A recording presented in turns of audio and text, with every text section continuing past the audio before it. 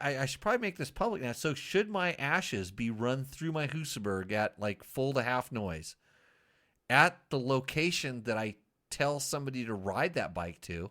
We're thinking about our trusts and our wheels now. Yeah. Well, what I told you, I guess, is it's not going to hurt the bike, and you're going to get your last fling right through the combustion cycle. So it's I'm just an interesting idea. If that seats the piston rings just that little bit better, like imagine that thing will have more power, which is hard to believe, but that thing can have more power because I'm in it.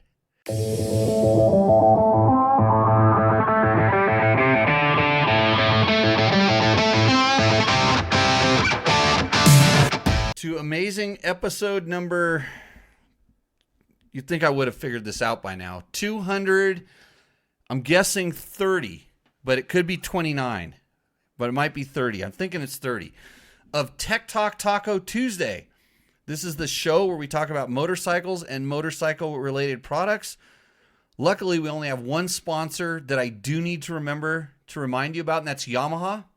Yamaha makes awesome motorcycles. We already knew that. So we don't have to talk about them too much, but if you do decide you want to ask us a question, because that's what this show is about, you can ask us a question about anything motorcycle or motorcycle product related, maybe other stuff too, because I tend to pretend like I'm an expert at different things. And in doing that, if I say that the answer is Yamaha, then you should think that I'm just saying that because it's my advertising, but I really do mean it sometimes. So there we go. The best ad read you've ever heard all night. Again, live from Pahrump, Valley of the Dirt People. We have a special guest tonight. I didn't know I was going to do this show until about, I don't know. We're going to find out here real soon. Welcome to the show, Ray Conway, who is now blurred out and crooked and hidden someplace different. I'll bring you into the show somehow or another. See, this is the technical part that if I had like somebody that was a real producer that knew how to make this work, it would be, I know what happened. This is the wrong screen. Watch this. I should have gone to this screen here, and then I should have clicked this button here, and it'd be perfect. And now I'll make the Yamaha logo go away. So Ray, welcome to the show. Pleasure. Thanks for having me. Oh boy, we're loud. Let me see if I can adjust you. No, I'll tone down. If anybody's, I don't think it's you. I think there's more buttons here. There's a change now when I push the different buttons. Boy, I'm gonna try to figure this thing out while I'm working here. Let's go with this one here, and hopefully that window opens up, and then I'm in good shape here. But we'll see. The chat will generally tell me whether I've completely screwed up or not, but we'll see. The good thing is my wife texted me and said she's on the East Coast. She texted me and told me she went to bed. So that means we don't have to worry about the random call in from Heather, which we get every once in a while. So Ray Conway, you're wearing probably two awesome pieces of clothing we can see there. You're wearing a Climb hat. Climb, a longtime sponsor of this show, supporter of Dirt Bike Test. So thank you very much for that. And the Jimmy Lewis Off-Road Riding School t-shirt. It's a classic souvenir from former classes. Awesome. So I'm going to hope that it's on my side that the speaker's really loud, and it's going out good on the internets. I think because I've got the soundboard adjusted here. This is what you have to do. So that's why I'm going to do what I do is just have a little bit of tequila tonight. For those that are interested on Tech Talk Taco Tuesday, I am drinking Don Cayo. I'm going to start with the Extra Anejo. So the good thing is since Ray's not here, that means that there's more in the studio for me. So yeah. we'll get that going. Have Dr. Pepper. Oh boy. Take it easy on that stuff. I heard it hit you pretty hard. Got to limit myself. So I wanted to what I have a question this week too that of course I didn't do a whole lot of show prep for this, but I had a question and I have to remember it because it's the Fast Company Flex Handlebars question of the week. And this is a new thing, even though I like it just to tell you, we don't have any sponsors. But Fast Company is going to, for the best question we get each week, they're going to give you a really good deal on a Fast Company product. So whether that's the Flex Handlebars, which is what you really want, or maybe they're the Flex Handlebars for your mountain bike, or maybe it's just that little rim lock spacer, which is, it's stuff you see on factory bikes. Maybe it's a spoke torque wrench, any of those kind of things that you might need from Fast Company. If you send us a good question, I am going to notify Cole down there, and he's going to take care of you. So we like good questions if you are into needing to know some stuff, and I will fetch that question. But Ray, the reason I thought I'd bring you on is we were talking about as we get older in our advanced age, we were talking about trusts and different things like that, and we started having the discussion about where we might want to go, and I was thinking that maybe if I were cremated, people would say they'd want to be put in certain places, but could you take my Husaberg 570 and hold it wide open and sprinkle the dust on top of the air filter? Because not only would I be destroying a Husaberg that's giving me so much pleasure, and also passing through that, who knows where I'd go afterwards. No, it's funny this came up literally a few minutes ago, because one of the first things I learned in my dealership days, and you haven't given these people any introduction of what the heck I am, but we don't know what you are anymore. You're retired. Yeah. Hey, as the stories come out, we'll fix this. Go ahead. Way back in the early days, I was at a Kawasaki. I was at Steve Hurd's Kawasaki shop. So two-stroke street bikes were still being sold, and they didn't last. You had to re-ring those things like every 10 or 15,000 miles. So you charge a customer back in those days a few $100s, rebuild his top end, and then he'd pick up his bike and it smoked like the dickens because it took a couple tanks of gas to break in the rings. So to your cremation question, what I was taught by Stan Udell, one of the top service managers today, after we do a rebuild, we take the air filter out, hold the bike half throttle, and pour Bonami in the airbox. It would scuff in the rings, and then they wouldn't smoke. So actually, it'd probably make wait a minute, better if you went through it. Okay. You'd pour what in this? Bonami. It's an old cleaning product, like Comet. It's called Bonami. Okay. It's a scouring solution. It's powder, and we would just pour it in the airbox, and then all of a sudden the thing would quit blue smoking. We put the air filter in, give it to the customer. I thought it was the craziest thing I ever saw. I bet we did it for 2 or 3 years before the two strokes faded away. So, kids, some old trick from the old days. So that is because the rings had a hard time seating. Right. You had old steel liners and really hard. They made the rings really hard because they wanted them to last a long time. But for 500 miles, they would smoke worse than when we rebuilt it before it would break in and be normal for the next 8,000 or 9,000 miles. Well, I mean, and nowadays, I mean, the production tolerances have gotten so much tighter, and the different things. I watched a real interesting video done. It was just about piston rings and all the different shapes of piston rings and how they were using them for different types of sealing and different applications. And I remember all pistons used to have, in my time, they all had 2 rings and an oil scraper ring on a 4-stroke, or 2 strokes always had 2 rings. And then we started going to single ring and, different configurations. And it's interesting. I mean, stuff has just gotten so good because it's so easy to share information these days. Yeah. I mean, and it's somewhere rattling around in my old office at Honda, there's a set of the oval piston rings for an NR 750. So wow. Those are the interesting items to have seen in your day. Yeah. I mean, how hard would that have been to produce oval piston rings? I mean, honestly, it's something, they invented the oval piston and the rings. They put it in production. They sold a few hundred of them special order, and then Honda's never touched it since. On one hand, it's probably not needed, but it just the tour de force of engineering is pretty amazing. Basically they're getting around a road race rule where you can only have 4 cylinders. Honda's famous for wanting to have multiple cylinders, so an oval piston turns a 4-cylinder into an 8-cylinder, and it was pretty cool.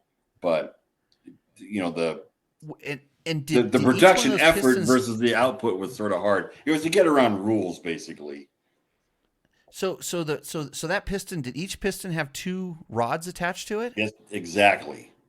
And there was, and Because on the top of the piston dome, or the top of the piston, there was even a little, I'm going to say, a little bridge work. So when the thing was completely at compression, as far as the cylinder head was concerned, it was 2 cylinders. You see what I'm saying? When it was all the way up, there was 2 cylinder zones, and then it would go down, and then oval piston come back up. But yeah, so it was 4 pistons, 8 rods, 8 spark plugs, 16 valves, right? It was an 8-cylinder bike with just 4 holes in it. With just 4 holes. That's crazy. I mean, you think about I start thinking about all the different things about, like, okay, since that piston, like the rings, the pressure on the ring would be kind of interesting when we go back to the rings, because it's not a circle at that point. It's like I said, it's an oval, and like I wonder where the ring gap. The rings couldn't go freely. The rings were stuck in their position. They're not able to move, or Yeah, so, exactly. Like a round ring could sort of can float around the piston. These were fixed. They couldn't move. They were in their single spot. Yeah, it sounds like something not ideal for production applications. Yeah. Well, I always thought, so right now you have essentially in motocross or dirt bikes, pretty much you have a single cylinder rule, so what if you made I'm going to say an oval 250, which would make it a 500, Right. You suddenly could have 2-cylinder dirt bikes, but the engine would look more or less like a single. It would be amazing, which leads me into somebody who's finally going to kick the can a little bit with the Ducati and their 450 Desmo motor. Something new, finally, I'm waiting to see it. I mean, it's funny because when I started showing videos of all that stuff and things, I'm like going, is it a Desmo? I mean, because you look at the motor and it goes, man, that looks awful familiar. Honda-esque. And so for those that don't know, Ray worked at Honda for the entirety of your career. 28 years. Started as a go through the history. I did 10 years of dealership from 76 to 86. Starting with my very first dealership was a place called Southwind Honda Suzuki. They sold Hondas and Suzukis, which was rare back in the 70s because rarely did you have a Japanese and a Japanese. You had Japanese and a CZs, Japanese and Maicos, but twin Japanese. Then I went to the Kawasaki shop, which was Kawasaki's and Husqvarna's, and then I became a Husqvarna specialist. I would always jump between like a Kawasaki or a Honda shop that sold Husqvarna's. And then in 86, I got hired at American Honda as a phone answering customer relations person. And then I did field service. And then I did basically they call them model engineers. But I was so like every kid. But every kid today, just like every kid today, when you started that dealership, you started as the manager of the dealership, or were you just the boss of all the people? So Southland Honda was the bathroom cleaner, the soda pop machine restocker, the broom boy, the put the motorcycles together guy, every little credit job. Then on Saturdays, oh my God, on Saturdays, I got to work in the parts department. Like helping people and selling parts, my favorite day. Good. I'm just checking because I mean the kids today, not that they're bad or anything like that. They could come in maybe a little above broom pushing, but there's nothing wrong with the little broom pushing to get your career started. That's exactly really. So let's go back just slightly farther. So, and then for you Southern California people, you've seen the name Norm Reeves on like auto dealerships. I knew Norm Reeves. He was a real human being. and he had motorcycle shops in the 70s. And sadly, he loved Baja, and he was down there trail riding and just had a heart attack and died in 1975, I think. But Wow. his dealership, which was closest to my house, was Honda, Kawasaki, Bultaco, Sachs. But anyways, had my Sierra 125 Elsinore. I needed some parts. I schwinned my ass down there, and then it's it's probably a Saturday, super busy day, and the parts guys, I needed an N59G, some piston rings, a head gasket. Back in those days, $12, right? And they go, "Hey kid, you can have all this stuff for free if you literally run across the street, Paramount Boulevard or Lakewood Boulevard, to the Carl's Jr. and get us all like burgers and fries. Like, here's $20, go feed us, right?" So I literally ran across the street, come back with a bunch of sodas, come back with a bunch of burgers and fries, free parts. Woohoo! I'll show up every Saturday. Then unofficially, they put me to work. I'd show up in the summertime and I'd break down the cardboard crates and I'd saw up the wooden crates from the bull tacos and I'd pick up the bolts and swap the oil. And I was working for parts at 14 years old. That was my first like motorcycle job. Totally lot boy cleanup stuff. Yeah, I just kind of wanted to joke and throw that aside. So slowly through the years, you worked your way up, parts guy, and yeah, exactly. So lot boy, parts guy, parts manager, service writer, service manager at a lot of stores, and doing all of that. And then, amazingly enough, I was back in the Norm Reed's empire at the car dealership in 1986, working for Norm's wife. She still had the shop. And then in that little gap between when I left motorcycles and was at the car dealership, my old Honda service rep, he got promoted in-house and then got a hold of me and said, "I need bodies to run the Honda's customer relations thing." And I got hired in 86 and walked out the door in 2015, 28 years later. So, and I kept hearing you say husky. Yeah. So you seem to be attracted to something there. Well, it was an interesting phenomena for me is when I'm working at Southland Honda and some things transpired and I wound up at the Kawasaki Husqvarna shop. And I was there for 4.5 years.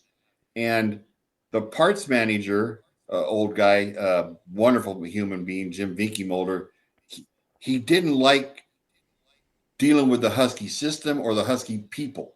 He was a Kawasaki guy, So they had a, job, needed parts kid. I go in there and I get hired. And it's like, if you'll deal with these motorcycles, and at that point, I didn't know anything about them in the sense that I didn't. So I said, yeah, sure, whatever. And so then I bought one, a 1979 CR250. So I just immersed myself in ownership. And then the guy come in and say, "I need a Husky part," and they just point at me. And I just deal with the guy. And then I got stuck's not the word, but I just became a specialist. So then the local Honda shop had the same thing. They had nobody there to take care of their Husky customers, although they were a pretty good sales point. So then I went to work for them as a service manager, but I was also the go-to Husky guy for all those years and did some Baja racing with Team Husqvarna as a 250 guy. This is okay. So this is what I was leading into. So there was a reason for the Husky because you were desert racing. Yeah.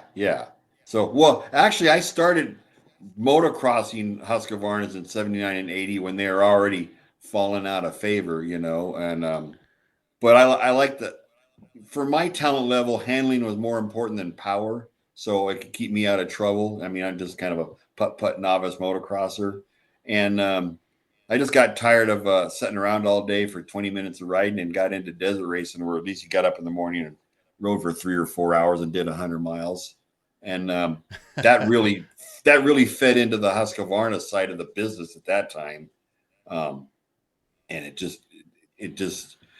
One of my tricks I just remember as the parts manager at Whittier Kawasaki Husqvarna is just coming right first of the year. I'd put like skid plates and Malcolm Smith gas tanks on the wall and a few things because March was the viewfinders race at Riverside, and always at the last minute people would show up and go, "Oh, I want to go to the Grand Prix and I need a big tank and I need a skid plate," and I'd have them in stock and sell those things out every year like clockwork, because I had them because I knew what they needed and I had them in stock. Just knowing your customer kind of trick, I mean, that's what a lot of it's funny how it's kind of transitioned to the big transition is like, knowing your customer no matter where you're at, whether you're doing something on social media, whether you're, a guy at a dealership. And now the trick is like, how do you, I always struggle with this because like, how do you be a guy at a dealership and, build a real loyal following customer base and have them not go to like some of the online retailers and stuff like that. And, how important is the local shop versus, it's because I hardly ever go into a motorcycle dealership anymore. Yeah, I'm with, I got a garage full of assorted brands now. Me and you joke about Husabergs, and I got some Yamaha T7s. I love those motorcycles like you do, and I got a KTM. And by the way, Yamaha. Hold on, Yamaha sponsor this show. Ray Conway, longtime Honda guy. Not to say that the Honda adventure bike offerings aren't very nice machines too. You can go check out the tests we've done on dirt bike tests, but a T7 convert. Oh yeah. I had KTM 990s, me and my wife, because we wanted sort of the smallest giant dirt bike you could get. And then Yamaha comes out with an even smaller giant dirt bike. So, and a little bit simpler to own, although, if you're really into it, you can't beat a KTM 950, 990. But if you're not totally a dirt guy, a little simplicity, lightweight, less powerful engine is easy to ride at, certain stages of your life. But where I'm going with this is I got Japanese bikes, European bikes, old bikes, new bikes, 250 Elsinore, brand new Beta cross trainer. Got all this stuff, but I'm with you. I mostly just go online, have the parts sent to me. But there's a few outstanding examples, like unsolicited plugs near you. You got Sportsman Cycle. If you're a Beta guy in Vegas, yeah.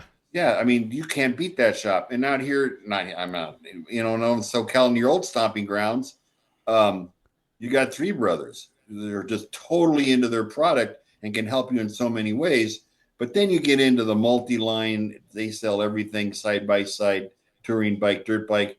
That gets hard for those people to be your expert, depending on what part of the cycling you're into. That's a tough road to hoe. It's funny because at that point, because I remember when I was a kid, I grew up in Ventura area, and we had a few different dealerships in Oxnard, and I used to race for had a sponsorship. I got a discount on a bike and some parts discount. Like we talk about at Kawasaki Central, and then there was the Honda shop, and then the I can't remember the Honda shop, but like I ended up getting to know the. Well, that was up the hill. Okay. That was up in Thousand Oaks. This was down in Oxnard. But there's the different, you were probably servicing those dealers. Yeah, I was a dealer rep. I was a service rep for that area from 90 to 98. So yeah, no, that would have been way, because I'm trying to think of, well, now we go back to where did I get the XR80 from? Like where I think my dad got the XR80 from. I want to say it was Colby Honda, which you're familiar with. Yeah. In the valley. So the Woodland Hill store was Honda dealer number 15. Yeah. So there's like all these things, but I got to know the parts people, because that's, I have to go in there. I bought the motorcycle, but then the salespeople kind of seem to fluctuate, but the parts people are the one you made your kind of connection with. And maybe if they knew the salespeople, they could talk to the salespeople to help, get you a deal. And, because I know Trevor wanted to race Kawasaki's in the Hare and Hounds, and that dream has withered a little bit. But I set him up with the guys at the what's the big multi-line dealer in California now? Chaparral? It's no Del Amo Motorsports. Oh, Del Amo, yeah.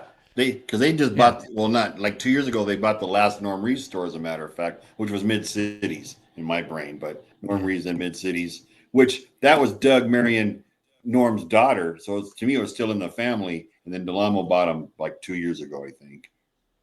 Yeah, so there's a lot of, like I said, a lot of different. You start talking about the history, and we talked about it, but it was like 81. So like in 90 at that point, 89, 90. Yeah, It was, I was well actually 89. I was riding for Al Baker, so I was riding XR 250. At that time, I was kind of still doing Yamahas, but that was through Granada Yamaha. yeah, So yeah. you think about all these local shops in Southern California, is that whether you're going to Indian Dunes and you were riding for the Suzuki dealership that seemed like they always had a pretty strong presence out there.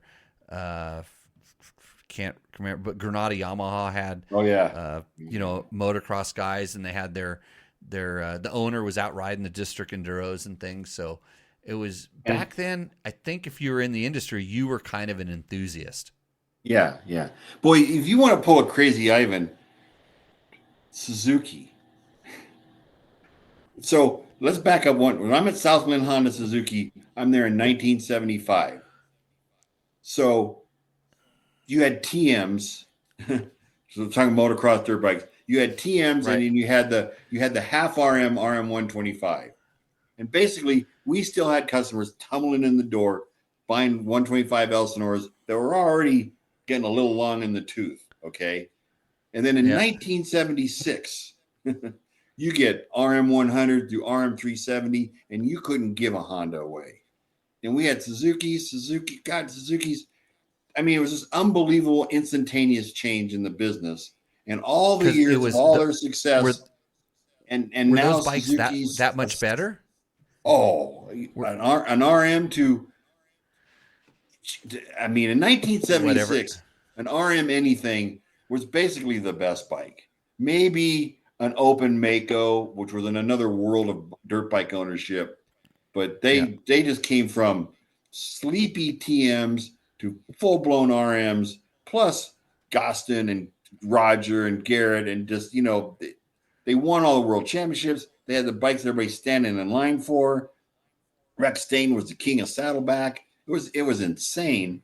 And then to me, there was this long, long, long ride of Suzuki being on top of the game, right in the mix forever. And then now we're at where we're at now, where they're just tumbling along best they can on some pretty old motocross stuff. You know? Maybe they're taking lessons from back in the 70s, or maybe you sit on it for a little while. Yeah, I I I mean, don't I don't I wonder if I see them, ever really coming back. I mean, like, this is where it's crazy when we're talking about the history, which is amazing. And this is, and like when you're talking 76 and stuff like that, that's before my time. That's when I went into Wheelsmith. No, not Wheelsmith. Cyclops Cycles in Camarillo.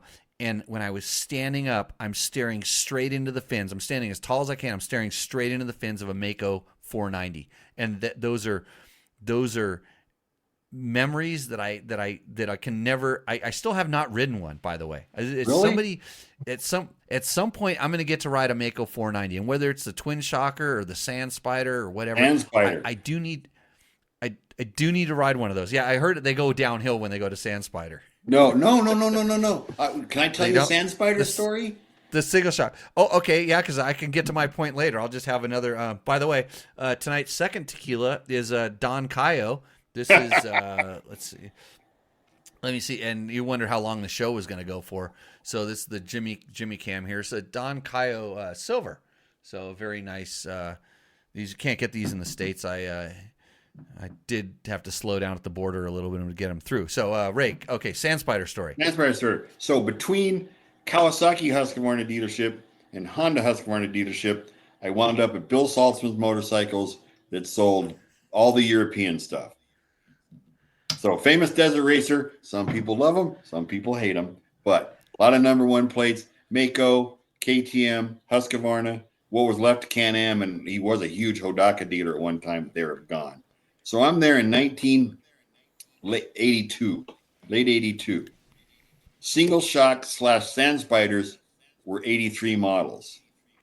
There's a couple stories intertwined in here. So the Mako guys, Otto Maish, he shows up with with a prototype Sand Spider and gives it to Bill Saltzman, and they go ride it around, and he races it a little bit, and it's really and truly a terrific motorcycle.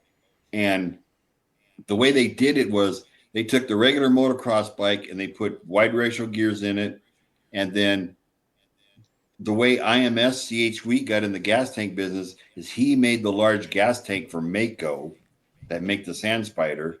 And then the other thing why Sand Spiders are better than everything else is they didn't get Corton Crosser shocks, they got Olin shocks. So as a dealer at the dealership, what you got when you ordered a Sand Spider, you got a Mako 490, and inside the box was a bike with no gas tank, a bike with no silencer, a bike with no rear shock, and and then that's all you got. Like a day or two later, the UPS truck showed up with a box. In the box was the big gas tank, the Olin shock, a Skyway spark arrestor muffler, and a Utah Sports skid plate and kickstand. And you put the Sand Spider together, and then you sold it. And that particular, so later that, I'm jumping around, but later that year, I left Bill, went to work at the Honda Husqvarna dealer, and this is an interesting thing. Motorcyclist magazine that year did a desert bike shootout. So they did the XR 500, the 500 XC Husqvarna, and the 490 Sand Spider were like the desert bikes. And when they were all done with their tests, and they picked the best bike you should buy for desert racing, it was a Sand Spider. So more than the Honda, more than the Husqvarna, little old Mako. And the parts manager at the store, Mike Bouvet, he's like, no shit. So he runs down to San Pedro Cycles, which is just a Mako dealer, buys a Sand Spider. And I never rode the bike when I was at Bill's. Put them together, met the development. But we put that thing in the truck that he bought it. We went on that weekend, and we took a Husky, we took a Honda, we took the Sand Spider he just bought. We went out to Camp Rock Road out there in the desert and rode those bikes for the weekend. And when we were done, we're going, holy crap, this Mako really and truly is the best. It was so much better than all those bikes that sold more popular, sold by a ton, won #1 plates.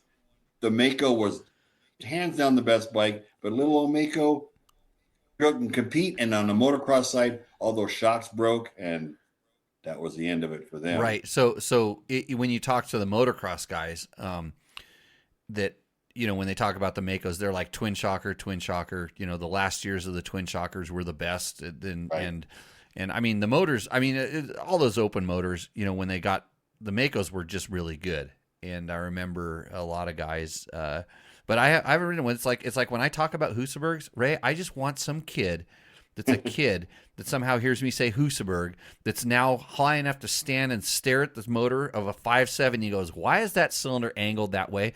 I want him when he's 45 years old to go, I really need to ride one of those. I need to feel that kind of power. I just had some industry people up here at my house a week ago, and I got my 570 in there, and they're kind of like, I heard about those, and you know, what about those? And I said, you can't believe this bike until you ride it. If you've never ridden a Mako, like you haven't, and I'm telling you how great they are, the 570 Husaberg is going to have the same laurel or reputation because it's an unbelievable experience. Yeah, you know what that bell's for, right? It's when we start gloating a little bit about it's the Husaberg 570 bell. Bob, our friend Mojave Bob, brought this in because he said I was going a little bit overboard on them, and I'm like, hey, that's all you need to know. So just shut up and continue on. So another interesting story. So back to Ray and I were sitting around at a motorcycle show one time, and we were looking at a Cove, I think, at the moment. Yeah. We were looking at one of the very first Coves. With Andy and Todd looking at the Cove. Yeah, so we're looking at a Cove. We're sitting there with some guys from a brand, maybe an Austrian brand. They go, that's just a knockoff of ours. And they were afraid to go up and look at it. And they're like, hey, Jimmy, you're a journalist. You go look at it. So I can go look at it. And because walked up, started peeking around. I said, it's not a KTM, because I have seen the factory KTM rally bike apart. It has the KTM shapes, I'll give you that. But I go, no, it's not a KTM. And we'd seen some pictures here and there, and it's like, I think because it has, the steel frame, but it's like a steel shaped Honda frame with a very Honda looking motor, and the suspension looks very much, so we were talking about this, but that's neither here nor there. It was one of the first times I'd ever seen one in person. So somehow Husaberg came up. I think I said, the best rally bike ever could have been the Husaberg because of the engine orientation. And like I said, I've seen the factory rally bikes, and all their air filters are exactly where Husaberg has always been. The real Husaberg has always been putting their air filters. They're up on the very front, right behind the headset, and kind of where Yamaha puts them now. So, by the way, Yamaha, big sponsor of this podcast. If you like what you're thinking and you're thinking about getting a new bike, think blue and go down to your Yamaha dealer and tell them Jimmy from Dirt Bike Test and Tech Talk Taco Tuesday sent you, and we'll be very happy for that. But anyways, back to the Husaberg. The engine design lends itself to having a straight down intake, that's high, mounted in the front, clean air up there. And we started talking about this, and I said, we were just pontificating about whatever, and I go, oh shoot, Ray, I know there's a guy in California selling 2 Husaberg 650s. Remember that time we rode the Husaberg 650? Yeah. So, and Ray at the time, I'll keep you going. So the version, you got the version slightly not wrong. So we're talking about the Husabergs in general, and you said, did I ever ride the 650? And I said, yes, with you. We did a big test out there by Ransburg some years ago in your dirt rider days. Right. And we, so back when Ray was working for Honda. Yeah. When Ray, you can't get in trouble now, right? No. Yeah. No, he was doing product research at the time. So Ray's working for Honda. He's out there supporting. So we at Dirt Rider, when I was at Dirt Rider, even though we had, quote, our 24-hour torture test, which turned into just straight torture test because nobody wanted to ride bikes for 24 hours, except for me and my stupid friends, we would go out and do. And I think we even did them. Did we do it at Cycle World Magazine or only at Dirt Rider? I don't know if we ever did one of these, but at Cycle World. But I know at Dirt Rider, I get a group of my buddies, and we would go out and legitimately ride bikes for 24 hours and just keep them running and try to get a lot of miles on them and see what happened to them. Because I was of the belief that if you take care of them properly, they're not going to break. If you make sure that it has oil in it, has gas, and the air filter's clean, they're going to be fine. So we would do this. We would do it. We would go up and make a loop up in the mountains and do get 5 or 6 guys and go ride it. And so this particular one, we had a long-term Husaberg 650 that we were testing, and we just needed to put some time on it. And I think we did a Honda 450X at the same time. And then was there 2 or 3 bikes at that one? Do you remember? Yeah, so for sure there's a Husaberg. I was there because of the X, and then there was one more bike. That was 2008 models. I'm just trying to think what was else out there. Would it have been a KLX 450, or was it maybe a Yamaha 450 or WR maybe? Could it have been a Yamaha WR 250? Could have been. Yeah. So we got a big group of guys, and we set up a really nice loop out in the desert. And actually, that was a fun loop. That for a desert loop, that had a little bit of everything. That was super fun. And so we were riding, and I think Ray said, "Hey, can I take a lap on the Husaberg?" Yeah. That game over. Yeah, the way I described that bike, especially when we were night riding it, is it was like every scene from Star Wars when they make the leap to light speed. You put that thing in like 4th gear and dial it on, and the world just went rushing by so smoothly and so fast. But it was like, that bike's got power.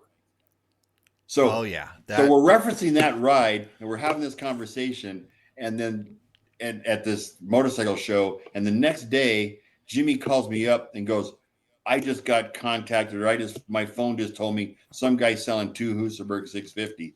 And I go, see, the phones listen to us. And the next thing you know, me and Jimmy both have used 650 Husabergs. Well, I didn't make the deal completely with Ray yet, but I figured that I could go buy two of them and I could hang on to one of them.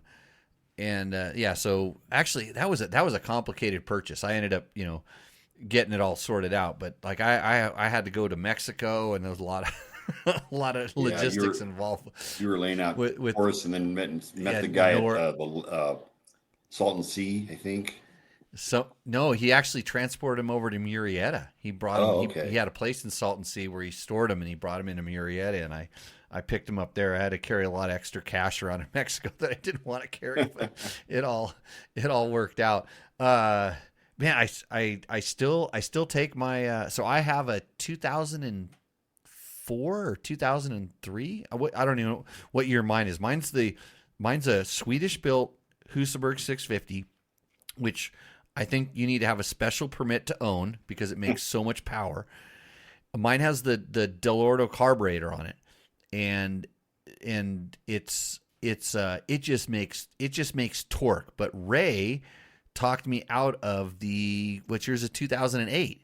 2008. So it's the last of the vertical engine, and that was the Austrian built Husaberg. So right. So it's a lot of KTM parts on it, a Kian carburetor, things like that. And the carb makes a huge difference in throttle response. It's still once you get it cracked and it starts pulling, they're the same, but yours revs, I would say, a good 1,000 RPMs more with that carburetor. Mine seems to kind of just not go, but mine also has the old ignition. Mine has the SEM ignition, I believe. Oh, okay. And yours has a Kukasan or something. Right. And so I think the ignition really helps out there, but yeah, what a couple of chariots. So anyways, we're living our, Ray has the Maicos history. I don't, but now he has the Husaberg, and that the 650, and still the 570 is a really, really good bike, but it does not make that pure torque that a 650 does. And the way I describe it is that when you're doing a hill climb on a 450 and you see guys climbing these big hills out in the desert and stuff where it's just loamy, and after a rain, and they're doing these hill climbs and stuff, and you just hear them like tapped, bouncing off the rev limiter because they can't shift.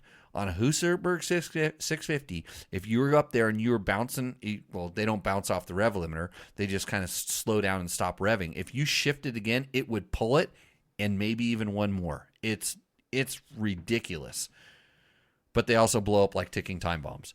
Yeah, it's that Mako lore or whatever. You couldn't not work on a Mako, and you need to tend to your Husaberg, or it'll maybe stop on you out in the boonies somewhere. Right. And the 570, I think, is an incredibly reliable bike. I have 3 of them, so I should know. And they all run and they all work fine. They work fine until you need to work on them, because something like the wiring harness gets chafed, or the wiring harness has a problem, or maybe even in the odd instance that the wiring harness has a problem, you have to work on it, or maybe it doesn't have enough fuel and you have an auxiliary fuel tank on it, and the fuel line that goes right near the wiring harness has a problem. Then you have to work on it, and then all you do is curse. It's just nonstop effing Husaberg. Who effing designed this thing? This is yeah. It's all layers of this hangs on that, and that hangs on that, and that hangs on that, and so to get to the loom, you got to start at the tail light to get to that part of the motorcycle. Right. And there's a lot of I mean, you think about it, when you design that superior design, which, by the way, Yamaha uses. I don't know if you noticed this, but and the strange thing is that I don't know where Yamaha got that idea, but there was this company, they made bicycles back in the day, heard Cannondale. Oh yeah. Look at a Cannondale, and now look at the Husaberg. And and there's no such thing as an original idea. And whether Cannondale, I would give Cannondale more credit for the original ideas in that, which pretty much ended up bankrupting the bicycle company. But when they built that motorcycle, they said, "Hey, we're going to reinvent the wheel because this is better." They were on to some things. Whether the timing was right or the implementation was right, that's for somebody else to decide. The brave thing that Cannondale did was 10 new things at once. And it's so hard to do where, if you're kind of layering, you had your motorcycle, then you had fuel injection, then you had upside down forks, so you had one thing on the other. Cannondale just came out with 10 things at the same time, and they're new to the business, and just too many balls in the air at the same time. Yeah. And to even roll this forward into what we've been sort of talking about, uh, with Ducati coming in and Triumph coming in, and you're seeing well-established street companies that are dabbling in the dirt market. You have companies like Stark and companies in previous like Alta that said, "Hey, we're going to get into this dirt market," which I I don't think I understand, or if I somehow was advising these companies on, hey, this is a great thing to do, I would say, man, it's a really expensive thing to break into and to be part of. What are you thinking? But then on the marketing side of stuff, I don't know that you're ever going to recover the cost in developing a 250 or 450 motocross bike on just based on sales alone. But if you do put it in front of the audiences in the racing world that bike gets to see, maybe that has something in name brand value. And then you think, where's this industry going to be in 5 or 10 years? And I think your wife, Lori, probably could have a little bit more insight in that. But are they just coming in for the exposure, or is it like BMW trying to make dirt bikes a few years ago, and they kind of said, oh, we want to compete with KTM, or we want to compete with whatever. I'm not sure I get it. Since I was at Honda, it's certainly a big company. We had our corporate isms, and in my mind's eye at Triumph and at Ducati, I can see the meeting room with some young man who loves motocross or dirt bikes and saying, if we get in this business, we're going to get this much more sales, and we're also going to bring in these younger new people to our street bike line. And and I can go back as sort of a jaded old OE guy and say, yeah, that never works. But as somebody, one of my last gigs at Honda was in the professional race team, the sports department, where I did contracts and everything. Anyways, there's incredible value to go into a baseball stadium in January and have 60,000 people see your logo and see your bike banging around out there. And that's where the investment pays off, to spend that money. Well, to enter the dirt bike business, to start building it, but then to go racing, let's say at the US pro level, and have, 17 times a year, 60,000 people see your motorcycle out there. When they say, gee, I'd like to get into bikes, some will get into dirt bikes, but many more will get into road bikes, and they choose your road bike, your Triumph road bike, and Ducati in the same space. So you really think that they're actually doing it to sell the road bikes that they currently have, or are they looking at just building some name recognition with younger audiences? So in the future, and this is where I kind of say it, and I'll roll back to something else in a minute, where in the future everything's going to start going a little bit more electric, and there's going to be maybe some urban commuting, or more offerings from some of these companies. They say, hey, in 20 years, we want to be able to sell a full line of stuff. And if we talk to those kids now, where there's a Ducati or a Triumph out in Supercross, at least it's not, because when I grew up, a KTM, I didn't know what a KTM was almost until I signed a factory contract with the company. I mean, for me, it was Honda, Yamaha, Suzuki, Kawasaki. I knew about these things called Huskies, but like KTMs, those, like some old dudes rode them around. And Yeah. and Well, you think about like even Honda, what the hell was Honda racing in Baja for? And Bruce always told me it's to sell generators. Honda durability. Baja meant durability, and winning in Baja proved that you had a durable product that could last. yeah, and it's literally being in those meetings when somebody's going, "Why are you doing this, and how does it pay off?" You're at a company like Honda, where you really have a big net. You're your race winning supports car sales and generator sales and lawnmower sales and motorcycle sales and scooters and things like that, because they really throw a big net. You shrink down a little bit to, let's say, Triumph, to let's say Ducati, they're a little more tightly focused on motorsports or two wheelers in particular, but they're still trying. My opinion is they're trying to make that leap to a younger audience and more eyeballs. To there's only so much profit in a dirt bike because if it's any good, you got to change it every 3 or 4 years so your tooling keeps flipping. But the pricing is still only so much. Where you get into these larger ADV bikes and touring bikes, you got to your price point's higher and your profits are better, and you get people on those machines. And to me, it's the only way it pays off for them. And Ducati, the same thing. And taking one step back, you got to remind yourself who owns Ducati. Okay, and everybody forgets it's Audi. Who owns Audi? Volkswagen. Who's the largest maker of automobiles in the world? Volkswagen. Plenty of money rattling around to go have a few experiments on the performance side of the business. So follow the money. I've paid light attention to Ducati's entry into MotoGP, for instance, and they were there, they won world championships and stuff, and they just kept building and building and spent a lot of money. And I don't know how, like, you see how many motorcycles Ducati sells, and I don't know that equates to I don't think it's as hand in hand with the MotoGP budget versus how that works. You would have a much better impression of this, but then I go, okay, well, Italian company. Hey, what about Ferrari? You watch Ferrari in Formula One. It's kind of and I know there's a lot of sponsors that come into these certain things, and maybe it is a way where a team has enough sponsors that I know on the Honda side, you guys kind of struggled because you don't have a lot of signage. It needed to be a red motorcycle.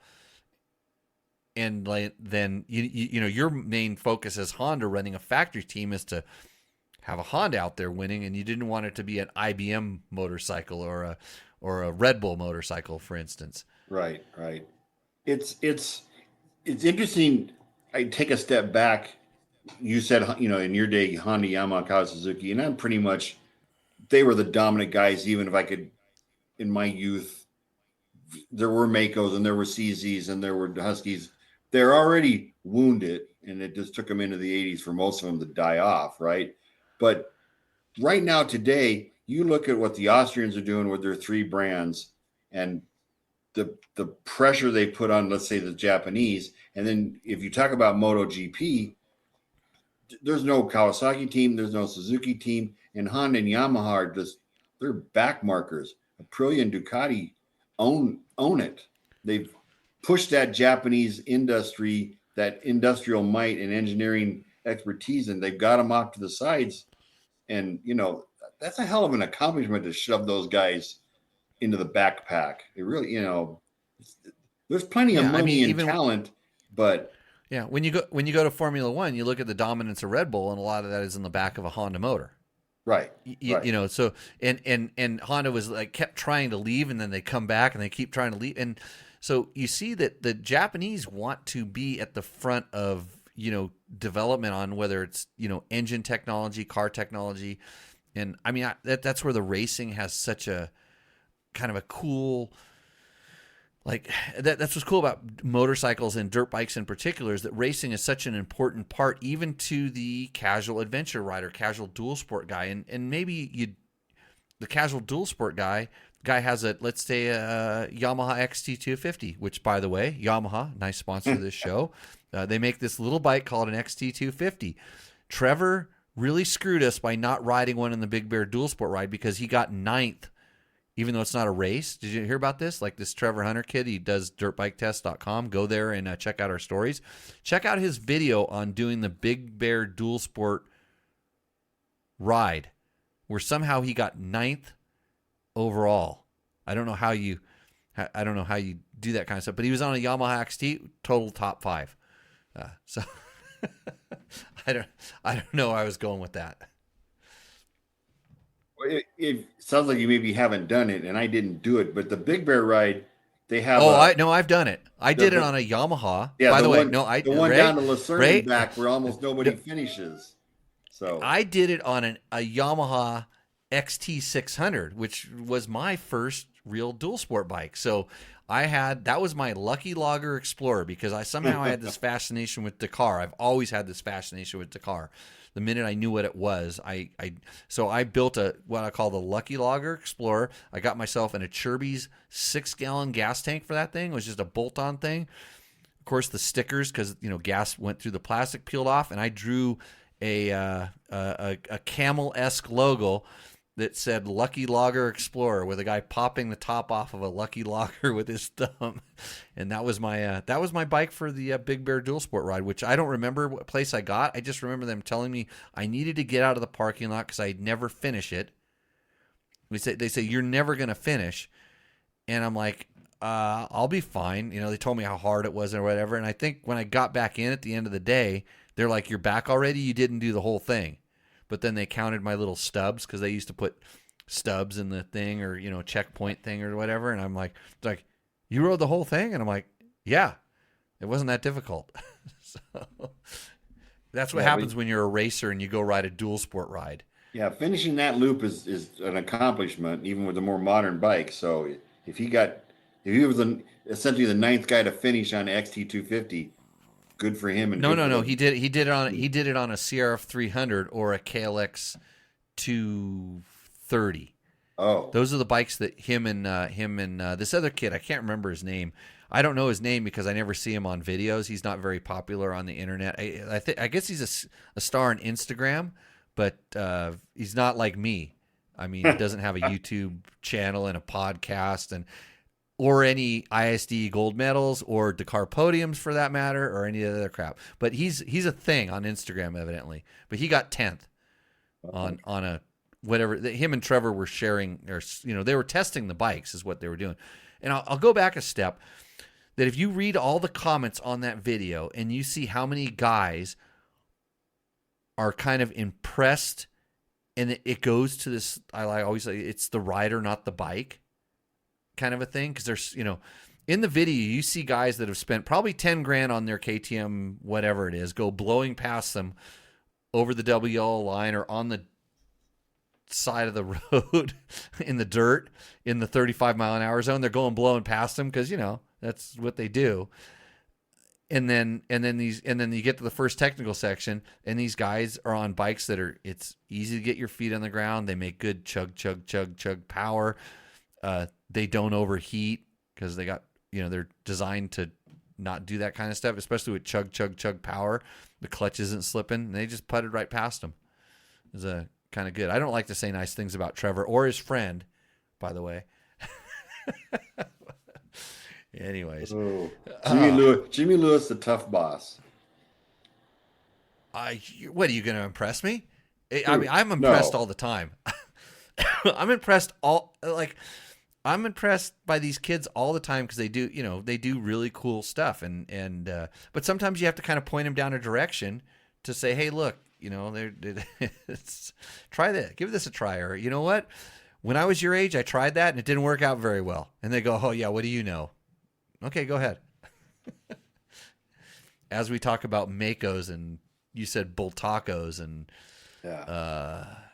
I saw a picture on the internet today. We're gonna have to shift gears here in a second to the question answering phase of the show, but I saw a picture today of an Ogilvy jersey that someone had uncovered somehow on, I don't know, it was on Facebook or something. It was on like a District 37 history thing. And they, I'm trying to think of, it was from Dale's Cycles. Oh, and I'm thinking, Dale's hey, Modern Cycle. Yeah, that might have been Don, his dad, really? No, it was Bruce. If I had a big wing on it or whatever, that's Dale's Modern Cycle over in Riverside. It was a Yamaha Harley Davidson dealer. Huh. And Bruce's claim to fame was him and Rutten and his other partner. We called it a Harley Haw. They took the Armachi 250 Harley engine, put it in a C&J frame, put on Yamaha forks, Yamaha wheels, Kernut shocks, Vesco tank, and that's when Bruce did all his early Baja racing. And everybody called it a Harley, and I'm like, well, there's no Harley anywhere near it, or in the sticker, But Right. Yeah, that was because his. Those I are the know early days. that's how The early days. they got started. Harley Davidson winning the 250 class in Baja, but him and his Yeah. dad used to race the The Hodaka. hundreds. Yeah. No, the Baja 100 Harleys. Okay. Were they? What was the? Because we went out when I was at Cycle World, we had to go out to some place out in 29 Palms and pick up. I thought it was a Hodaka Super Rad or something like that, or I don't remember the bike. This is, like I said, this is before my time, and I would learn about this from doing some of these things I did at the magazine as the quote shop boy, where my first desk where I was writing stuff in the magazine, my first desk was in the shop on one of those little metal shop benches. They said, "Oh, we'll put your computer out here and you can sit out here." But my main job was to go pick up and deliver motorcycles and to make sure that everybody else's bikes were cleaned, prepped, oiled, all that stuff ready to go. So I didn't just start out as the esteemed motorcycle editor that I think I was. Somewhere. So Harley 100. So that was the same thing. It's Armachi motorcycle made in Italy. It didn't even have a down tube. It was one of those, sprung, and the engine. There's no down tube on the bike. Hanger is a hanger. Yeah, hanger. So it was quite the Hodakas and the Armachis were quite the in the early days. The T-bike class, the 100cc desert class, that was a thing. There's a poster. God, I wish I had one. Marcia Ogilvy's got one in her house. The Harley gang, they won all 1 through 10 of the 100cc class.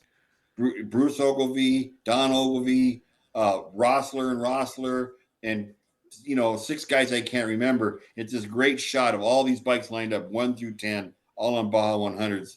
District 37 won the whole thing in, like 70, 71, something like that, maybe 72. Somebody more expert on that would know everybody in that picture. It's a famous poster. So how modified were those bikes? I mean, not modified to make them faster, but they were modified just so they would last through a hare and hound. The one thing I remember, because it really started off as a little Italian street bike, the rear sprocket was something like a 62 rear sprocket because it had such tall gearing. But yeah, they had, fork kits, fork braces, Kernut shocks were just like the rule almost. At that time, I don't remember a bunch of them having like big plastic tanks. They seemed to ride around on the stock steel tank, puffed up seats, handlebars with crossbars in them. Ooh, imagine that, Mikuni carburetors and instead of the Delardos or whatever. Almost all the modifications were just to go 100 miles and not fly apart, like you say, in an expansion chamber, a hooker header or something like that. This is pre-FMF. This is pre-Pro Circuit. This is pre-Bill's pipes, Bassani. Yeah, pre-Bassani? Right when Pisani's getting started. So it would have been JR pipes, Pisani pipes, hooker pipes. Honestly, back in those days, every region had a pipe guy. Bank was a guy in the Dallas area, and there was a guy called Tom Turner in the Long Beach area, and I'm sure there's guys back east that I never heard of, but there was a local pipe maker. You sent your dimensions to Aircone, and they would send you cones. I know this because I made YSR 50 pipes. Yep.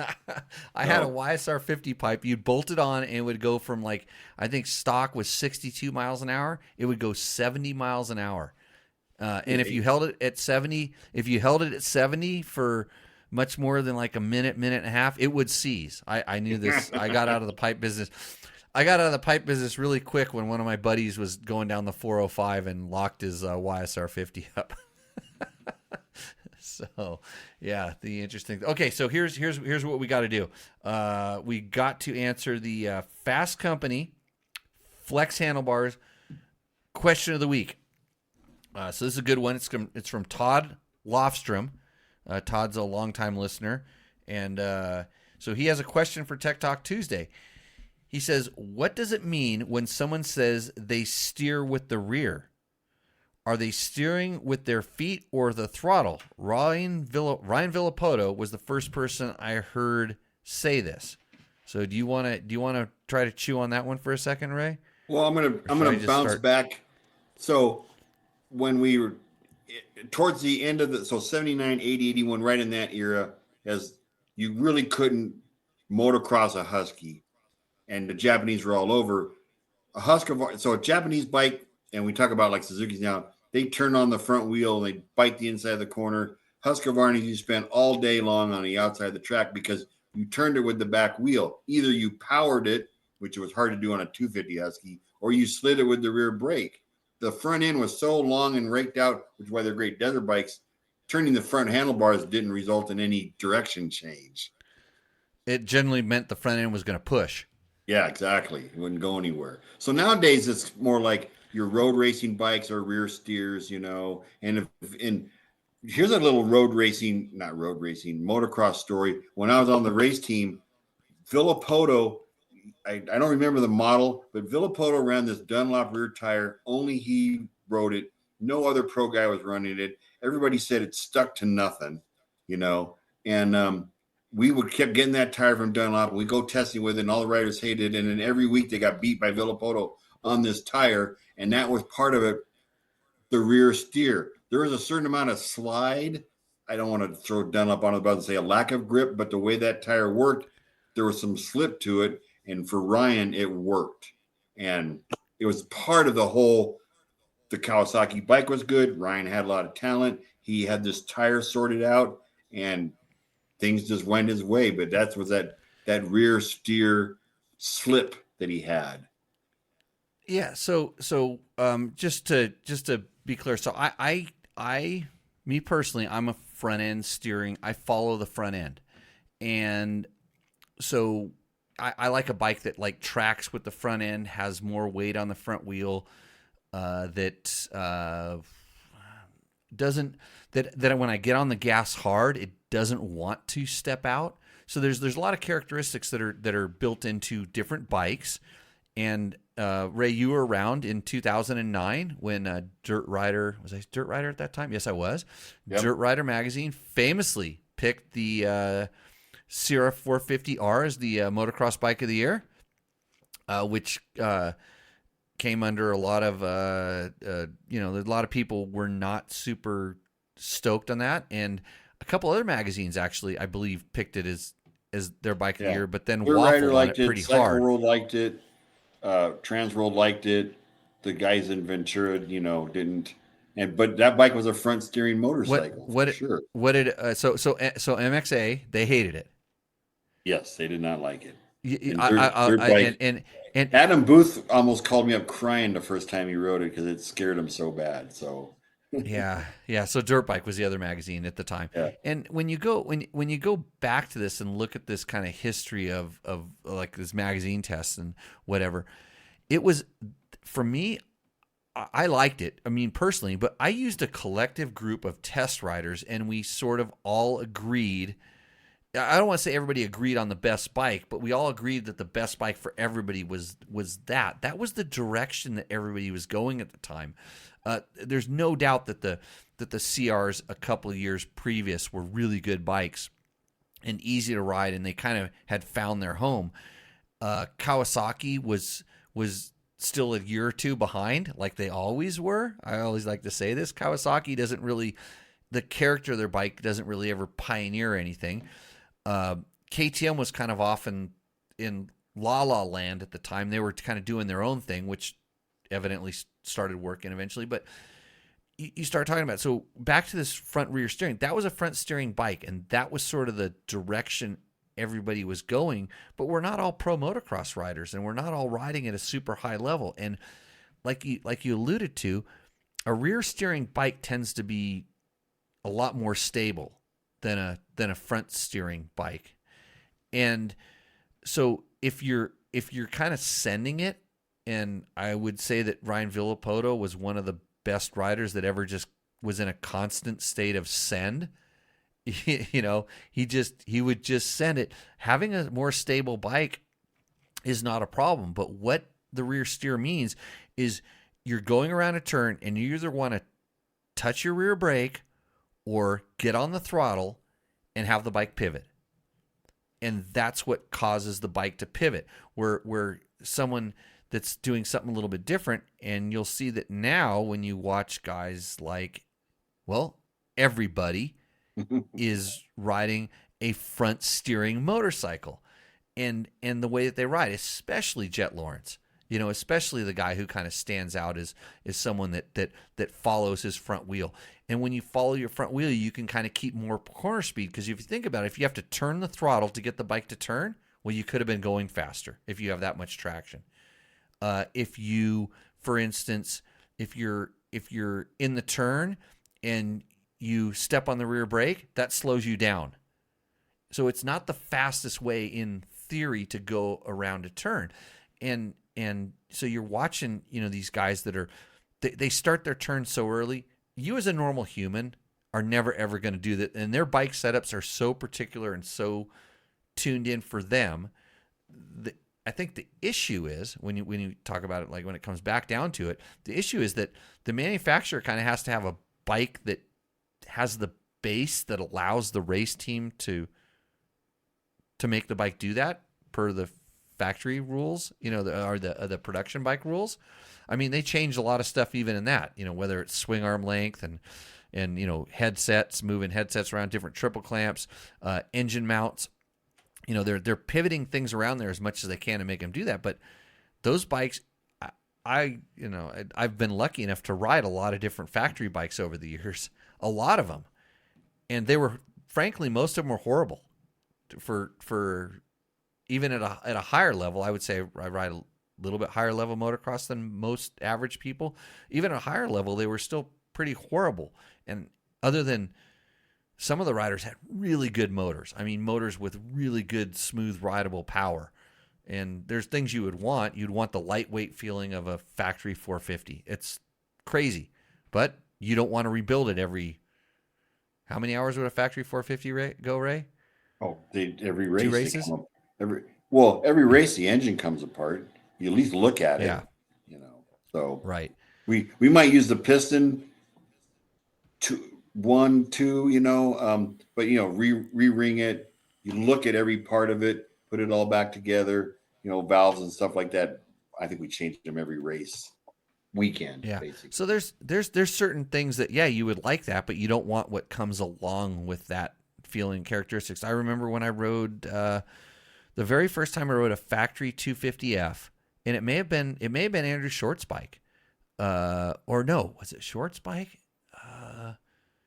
It was I want to say it was a Honda factory 250F, and I'm literally idling the bike out to the track. I'm riding the bike out to the track and just kind of rolling it on, and I'm going, this is not a 250F. I mean, it felt like a 350. I mean, it had just so much torque and so much roll on, where 250Fs just didn't have this kind of torque and power. Yeah, and I'm pretty sure that was something me and you worked on together. It was, and our friend Dave, who was building the motors, they're just, all that power came at no reliability. 250 motors totally get cranks, piston rings, valves, springs, everything comes out at the end of every race weekend at that level of power. Yeah, it'd be hard for the average guy to own, you know. Yeah, I have parts that I think, you know, somehow we know how I ended up. I have, you know, pro circuit cylinder heads of 250Fs, and you look at it's everything from the cam tower to the rocker arms. So it's like stuff you wouldn't even think of, but it's all these things in small things. They're just reducing weight, reducing rotating mass, reducing, you know, flex, reducing, you know, and it's nothing that you couldn't actually do, but how long is it going to last for at that point? Exactly. Yeah. Yeah. But anyways, well, so Todd, back to your rear steering. So rear steering is, like I said, it's kind of just, it's basically either pivoting the bike on the rear wheel or getting the rear wheel to slide to point where you want to go, as opposed to following the front wheel. And it's a rider preference, for sure. And it kind of just depends on, there's definitely bikes that stock would lean themselves to be better at that type of thing. But it's real easy to alter the setting of your bike to make it more that way, more or less that way. For instance, but yeah, I always like to go back to that 2009 CR because so many racers, like a lot of racers hated it. Some really liked it, but that was the direction that was the bike that I think really, the KTM was kind of already going down that path. In my opinion, they were kind of doing more front end steering sort of bikes, but they weren't that good as a complete package. But when Honda went that direction, it didn't take long for, I think in 2010, that's when Yamaha came out with their new chassis, that whole new thing, and that's the direction that went. And then Kawasaki stayed the course, and then Kawasaki had a good 2 to 3 to 4 years of winning shootouts, because when we get a group of riders together, and Kawasaki always knew how to make motors when it came to like 450s and actually all size motors. They always made good motors. They just kind of had this thing, this bike that sat right in the middle of all of them when we talk about the characteristics. And so when you're doing a shootout, you're hopping from bike to bike to bike and riding these different bikes. And even if you spent time on it, the Kawasaki always felt comfortable. And I would say, like, you always hop on a Honda when you sit on it. You don't have to ride it. You just sit on it and you feel where the levers and the handlebars and the foot pegs and the way the seat feels and the shape. Honda's always just had this at-home feeling. Sometimes when you rode them, they felt a little bit different.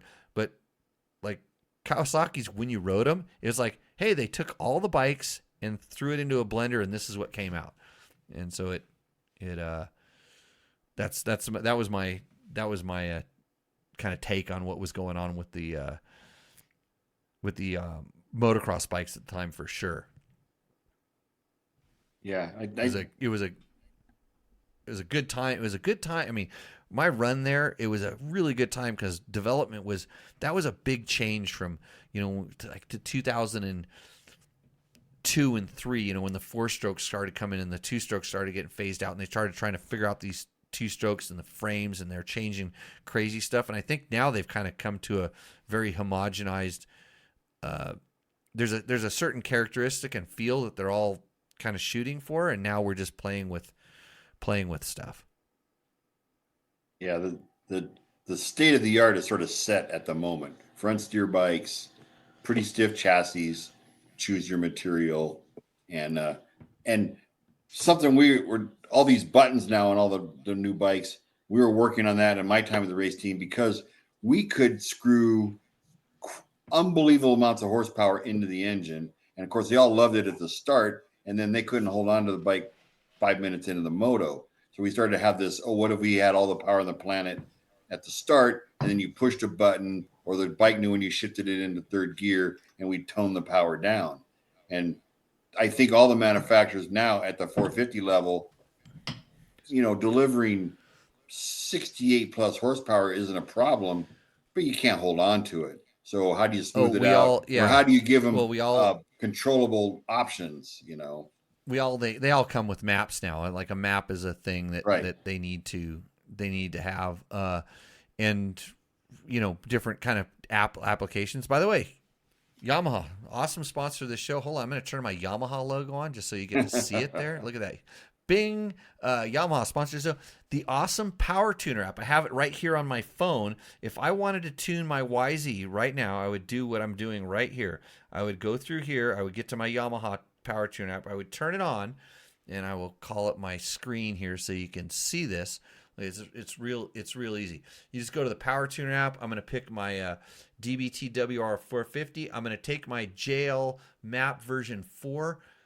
Like, that's an awesome map. If anybody needs that, you can just email me and I can send it over to you and tell you why it may or may not be better for you. Because a lot of people say, hey, Jimmy, can you just send me a map? And I'm like, for what? Like, and this is where we go back to the people like, just give me the one that's better. For what? Because my map may not be the best map for you. And the maps the manufacturers put in the bikes, may not be the best map for you, but with Yamaha, you can just push a button and go boop and send it to your motorcycle. And next thing and not only do you have one map, you can have 2 different maps in there that do that. And that way it's really easy to test back. And not to sound like a shill for Yamaha, because they do sponsor this podcast, but you can push the button on the fly. You don't have to come to a stop. You don't have to have it neutral. The RPM doesn't have. You just push the button and the map changes. Bingo, you got a new map. So if you do get that 68 horsepower map like Ray was talking about, and you do get the whole shot, and you want to go into cruise mode, you just push the button. You don't have to pull off the side of the track and let everybody pass you before you get back on the track. Does it sound like I'm complaining about something? Oh, my marketing brain is going. You need to plug the SP. How can you Connect shut this guys. guy up? You need to plug the SP Connect guys so you can mount the phone. Oh, hold on a second. And push the button. Hold on a second. See, there you go. Marketing. This is the backside of my phone. It's got something on there. I would tell you what it is, but I forgot the name of the company. SP you know what I mean, Connect. Ray? SP Connect. Okay, are you getting stuff? I have some of their products, and I do have some stuff. I'd like to talk to them about this. I have this new show that's launching pretty soon. It's going to be awesome. It's going to be tits. This show, I'm trying to establish my value to send out my what do they call it? Influencer partner agreement. I don't know, stuff like this. But if you want me to talk nice about your stuff, maybe like I do with Yamaha stuff, and all this stuff I'm saying is organic. I wouldn't make this crap up. Just to say it, like you seen this book before, Ray? Graveyard. What does it say?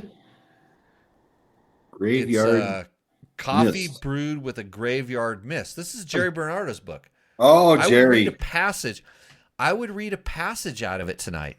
I definitely would, but I don't want you to have bad dreams. So if you want to think that your day. If you want to start your day with a little bit of, actually, I don't know if you should read it in the morning or the afternoon or before bedtime, but you should read it. So go get this on Amazon. It's all, this whole show is just a bunch of sponsor reads. Are you getting advice, Ray? The drawers are here. Here? Okay. No, I'm getting, my production assistant advising me of certain events. Okay. Right on. Well, Okay, so you're all good. I think some of our fans are actually watching on the podcast here. So, you have fans. Well, it's good because if I don't fans too, we have MIC executives apparently listening and chemical geniuses listening and stuff like that. Oh, I saw the chemical genius. He's been on the show before. Chris Real, I'll give him a shout out. So DPS Technical, if you need to be advised on things like sound, if you need advised on things like chemicals. Whether your bike if you want to talk to somebody who knows and is just real straight shooter, Chris Real with the DPS Technical. Yeah, so good to see Chris out there. I need to get him back on the show because I've encountered a couple new chemical questions that I need answers to. And Stack Smasher says, I wish Kawasaki would make another KDX model. Speaking of that, anybody see Carson Brown take on the Tennessee Knockout on the KDX 200? That was a good thing. I'm a big fan of Kawasaki KDXs. In fact, I got in trouble when I was racing for Kawasaki because they let me ride the KDX 200 at the District Enduros, which I would overall on a KDX 200. That was okay. But I desert raced it and won the 250 class, and they got mad at me for racing a 200 in the 250 class. And the reason I did it was because it had a 6-speed gearbox, and I could make it go faster than my KX250 at the time, which blows people away. Got mad at you? Yeah. James DeGain threatened to take my bikes away if I ever did that again, because they were, I don't know why, but he did not want me racing a KDX 200. Maybe it's because I was humiliating all of his other riders that were on KX250s that should have been beating me. Who knows? Back in the day. So can you hang on? Okay. What can you see on that camera? Can you see this? I see a KTM thing. You got some phone numbers, yeah. So this is Dave Chase's KTM business card when he was billing some kid Jimmy Lewis's race bikes. No, he was working for Danny Hamill. No. You were first. Maybe. I would go. Okay. I would go visit the Glendale shop and then go see Dave for hot dogs, and he was building small KTM's engines for you. Right. I think he only started working with me when I was doing 250s on my 125s. Well, it's still not a big bike. So, yeah, it wasn't a big bike. Yeah, where I'm going with this is I had heard of you, famous racer, because of Jimmy and because of your, cycle news or whatever, but never met you. Then Dave had one of his rides out there in the desert where we all went together, and we were on the other side of the 14 or the 58 on some big sandy horrible uphill, and nobody was making it, and you came out of the woods from I don't know where on a KDX 200. That was the first time I saw you in person, and then some exchanges, some subtleties, and then you motored that thing right up the hill in front of 500 two-stroke XR 600s. Okay, all these trail riders, and you just killed them on the 200. I remember this story. So it was one of Mojave Bob's little desert rides, right? And there's a lot of people there, and I think I helped because did we end up going up to my place? In the end, but you were literally helping people up that big sand hill. You used to be able to see because I convinced them to put that in, and they said no, we can't do that. But the good thing was a road that goes around it. So when I would see somebody that was clearly outside of their skill set, I would say, hey, ride down and turn that road. You'll come out where this thing ends. Just do that. But I'll tell you what happened on that thing. So our good friend Kurt Heinz, who's a kid races with Trevor Hunter. So Hayden Heinz and Trevor Hunter. So Kurt went motoring up that, probably on a KX 500 in these days, I would suspect, or it was a YZ 426. Who knows what he was? But I remember riding back down the hill. They were riding back down to him on the side of the hill and stopping, and he was like stuck digging a hole. And he was with another friend of ours, Don Dudak. They were riding buddies at the time. They were both sort of stuck on the side of the hill. I remember pulling up next to him. And I'm like, oh, Kurt, looks like you're having a hard time. He's like, oh, yeah. And he's like, pushing his bike or whatever. And I knew that he didn't carry tools in his backpack. He carried beers in his backpack. So I was helping push him, but the whole time I wasn't actually pushing him. I was just unzipping the backpack and taking the beers out and throwing them off to the side for me. And I zipped his backpack up and I kind of helped him get going and, got him up the hill.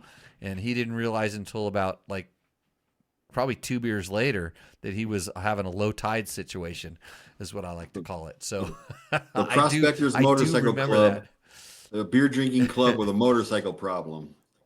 Yeah. So I've helped him. He was obviously getting stuck because he had too much weight, and so I took some weight out of his backpack and got him going. And so yeah, I do remember that. So that's where you met me. On the side of a hill. That's the first time I saw you in person. Out in the Mojave Desert. Saw me in person. Mojave Desert. Boy, I probably wasn't doing my reputation any good at that point. Because this was before I raced with Johnny and for Bruce. Yeah, this is the pre Johnny stuff. Early days. And yeah, because after that I went on to because we really got to know each other probably a lot better when we did the Nevada Rally, correct? Yes, yeah. Because then that's when I helped Johnny at that time. Well, Lori was racing the race, I was pitting her, but all pre to that, I would go do my dealer visits, then I'd come back by Torrance, and when we built all those magazine bikes, I'd help Johnny with like simple stuff, but I'd prep all the bikes, would do all the air filters, something like that, because we had to build 10 or 12 bikes for everybody that year. Oh, that was the journalist Nevada Rally year. Right. And then the next year was the XR 400s. So I built all the XR 400s and Johnny built all the 628s. And that was the year all you guys won every class at the Nevada Rally, 95. So you, at that time you were running the service shop at I was still a field rep. So I would just go see a Honda dealer somewhere in Southern California, come back to Honda every afternoon and work on these bikes getting ready for the rally. Like a volunteer almost, you know what I mean? So right. Yeah. You had a 400 and Lori had a 400. And then Bruce was going to ride a 400, but he wound up on the EXP2, and then that Richard Sank guy who's passed away, he wound up on a 400. So we had three pre-production 400s, and everybody else is on 628s. And then everybody won their classes. I got the ad right over here on the wall. I have that. No, I have the Baja Win ad that Cycle World put. I don't know if I have the year we did the rally stuff, but that's like one of the things I go back and you could say I wish I didn't do that. Like the year that they that Honda invited all the journalists, and I was just a journalist at this time. I was just a little lowly editor, off-road editor. I think my desk had moved from inside the shop to inside the building. I moved into the building. Somebody left, and I got an office inside the building now. I remember I got the opportunity, Honda presented the opportunity to Cycle World Magazine to have one of their editors ride the Nevada Rally. And since I'd done it the year before on a KLX 650, which I blew up every single day, I mean, almost every day I blew that bike up. I think I finished one day. But since I'd done it before as a story, I was lucky because they gave me redemption and allowed me to go do it again. But they did, I kid you not, that offer came in to David Edwards at the magazine, and they did consider having another editor go take that, quote, factory ride for a journalist, if you can believe that. I'm sure you can. That would have been, God, how, so... Okay, so I got that ride. I got to go and I got to be part of Bruce's training program, which was really cool to see how Bruce Ogilvy worked and the way his mind thought. And it's one of those things even to this day that I knew it, but this is what reinforced it, is like you're not going to be good at something unless you truly practice it the right way. And so he made us, and I do this with my rally students now, he made us go make our own road books. So there was 5 or 6 of us, or 7. I don't remember how many. So who was on the team at the time? It was Johnny, for sure. Johnny Campbell. Well, Johnny and Davide Trolli were like we'll call them the pro riders. Okay, so Davide Trolli, who's an Italian guy. David from Hesperia, we like to call him. There was Tom Webb. Yeah, so you editor guys was you and Tom Webb. Paul Clipper. Jeff Kapp. Clipper. Yeah, Kapp was on the pro side, I guess say it that way. He was on the pro side, yep. Yep. Who else? Because we're forgetting somebody. Did Johnham? No, not Tom. John. Did Johnham? Oh, might have been Chris Johnham. I think Johnham rode for Cycle News. Cycle News, yeah. And who would have been for? Oh, Tom Webb was dirt rider at the time. Ron Lawson. No, Ron Lawson was a KTM 540. No. Yeah. Ron Lawson rode. No, Tom rode, but I think it was dirt bike by then again. Yeah, I don't remember. But anyway, so none of the other... We were just talking about the Crippa deal, but anyways.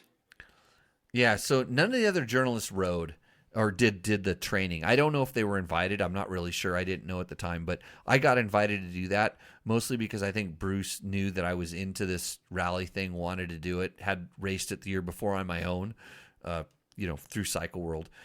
But he made us go out, and we each had to come back with a 150-mile long rally in our area wherever we chose. We had to make a map book and make copies of it and bring it out. And every Saturday morning we'd go out and do. One day we do Johnny's rally, and then Bruce made one, and Jeff Kapp made one. We all made our own rally and would go practice these things, and that really helped. I mean, I'd already made my own dual sport rides, which were at that time, and when we were practicing on the skinny paper, like dual sport side thing, because they didn't have the bikes built up and whatever. So it was a little bit different, but that was the technology. There's no GPS at the time, no cell phones or anything like this. You just go out and mechanical odometer, and go ride rallies. But that was a bitchin' opportunity. But back to what I screwed up on is I won the first day by like 8 minutes in the Nevada Rally. I had practiced, and I didn't just practice with Johnny and Bruce. I went out and did some of my own stuff, and because I knew I wanted to go rally racing somehow or another, I wanted to get to Dakar, and so I'd ridden Peter Hansel's bike the year before, and there was some things in the works, but like as an American, it's almost impossible. And so I went out and did that. Won the first day by 8 minutes, and then managed to get a little bit turned around the next day, and got ahead of myself and crashed. I threw away a freaking 8-minute lead in a rally, which is, if you have an 8-minute lead, you just follow the guy that's in second place. That's all you do. But nobody told me that. You got to learn those things. I learned. I never managed to get an 8-minute lead in a rally. Well, I didn't. No, actually, I didn't in Dubai. I won because other people made really stupid mistakes, kind of like I did that year in Nevada Rally. So, but yeah, good times. Man, what an opportunity that was. So you're and my mechanic, Red Austin.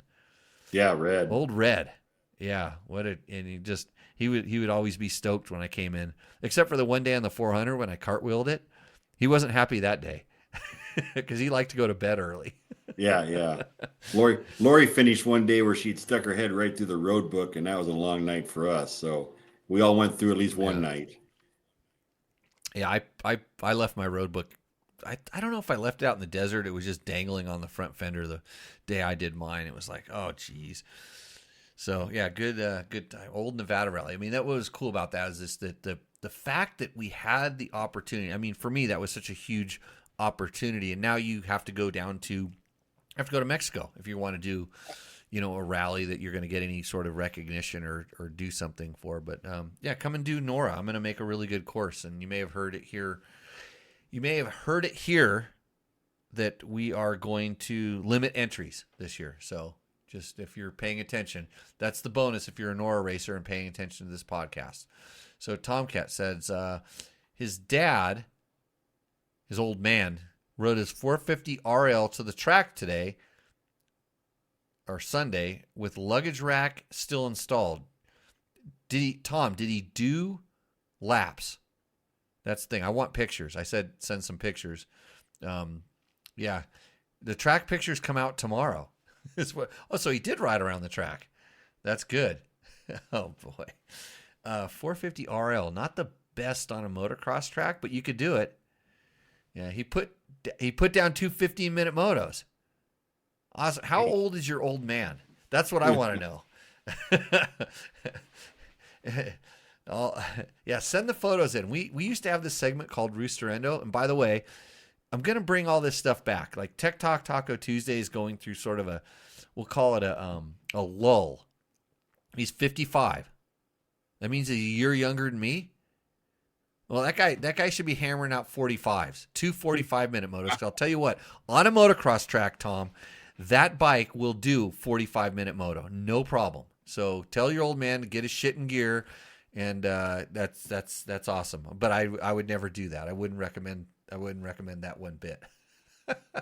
So, any other questions we have here on the thing? Ray, do you got any other good stories to tell? Like, so should I should probably make this public now. So should my ashes be run through my Husaberg at like full to half noise at the location that I tell somebody to ride that bike to? We're thinking about our trusts and our wheels now. Yeah.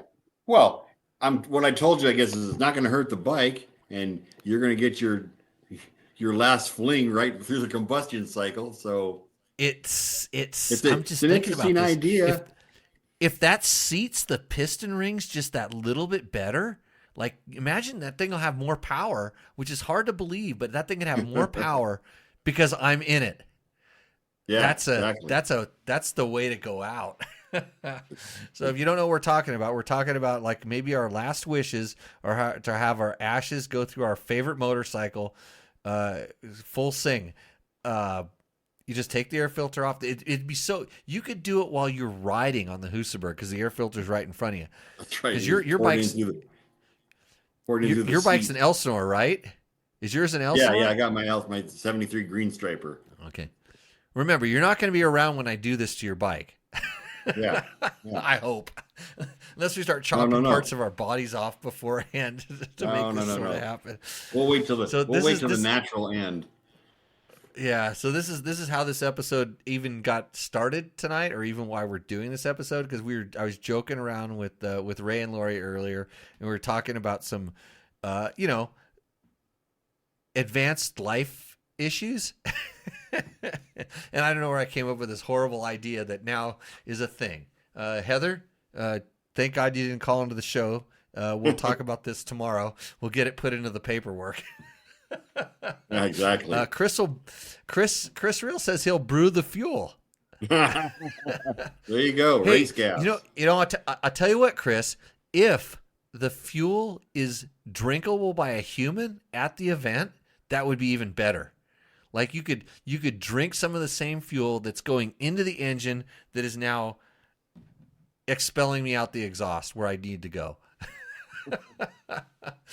There's no such thing as a bad idea on Tech Talk Taco Tuesday, my friends. So with that, I think I was going to go through some of the. We've had a pretty good run tonight. You wondered what we were going to talk about, didn't you?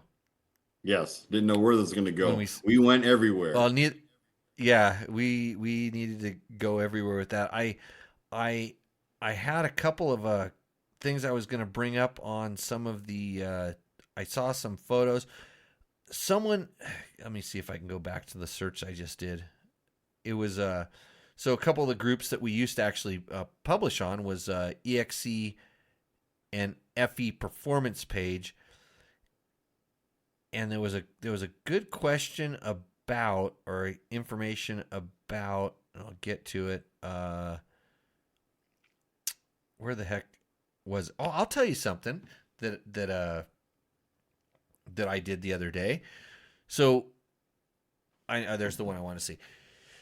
I was out riding my KTM 500. I think it's a 2021 the other day, and I had just recently, and I have a video about it. My fuel filter inside the tank finally cracked, and I know that this happens to everybody every single time. Anytime you have a KTM, your fuel filter always breaks. Like, it's strange that these bikes even run, but just saying that, that's a bunch of crap, by the way.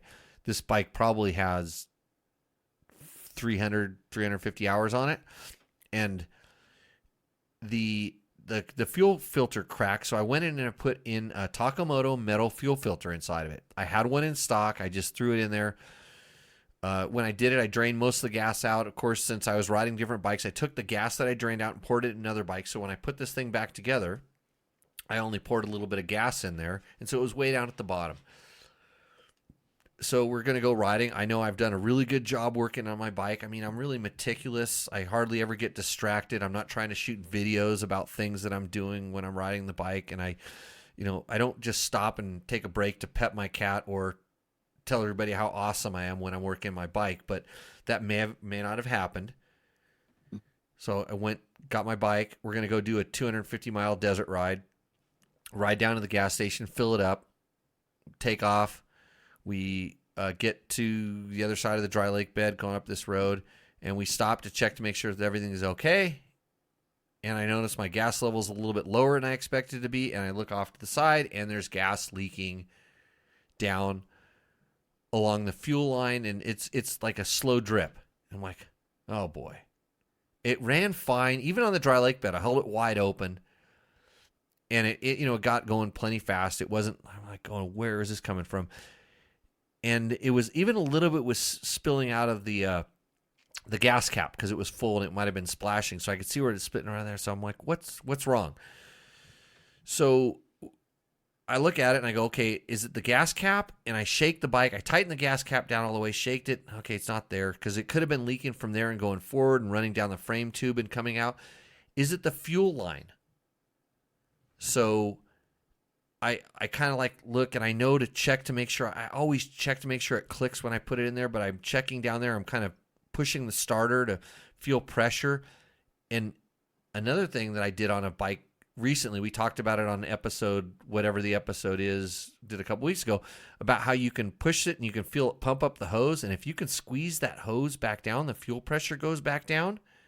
You've got a leak someplace, like in the fuel filter, like my bike had, but I fixed that. No, the pressure didn't go down, but it's still leaking. What's going on?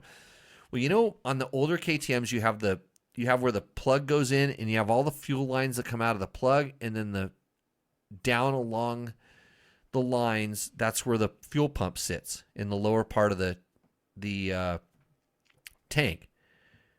So mine was actually leaking out of the upper part.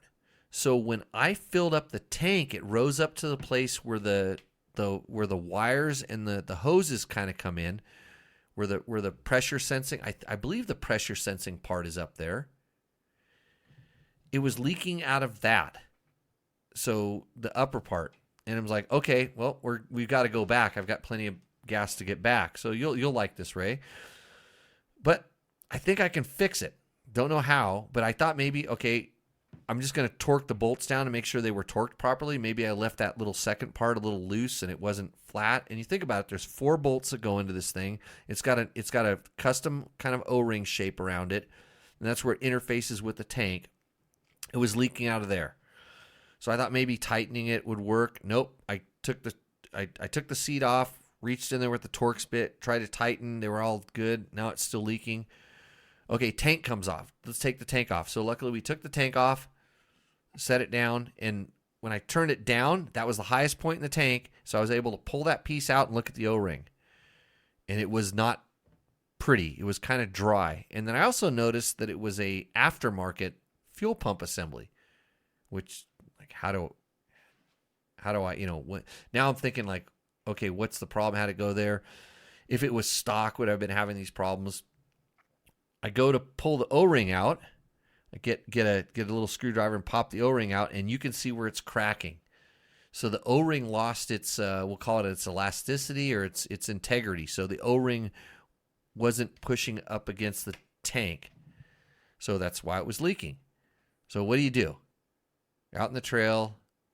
I'm asking you this question, Ray. You got to give me the answer. So you're sitting there, you see this, and this O-ring, by the way, if you pop it off, you would have to stretch it out a big amount to get it to come off of the backside of that square plastic piece, because it's smaller than that.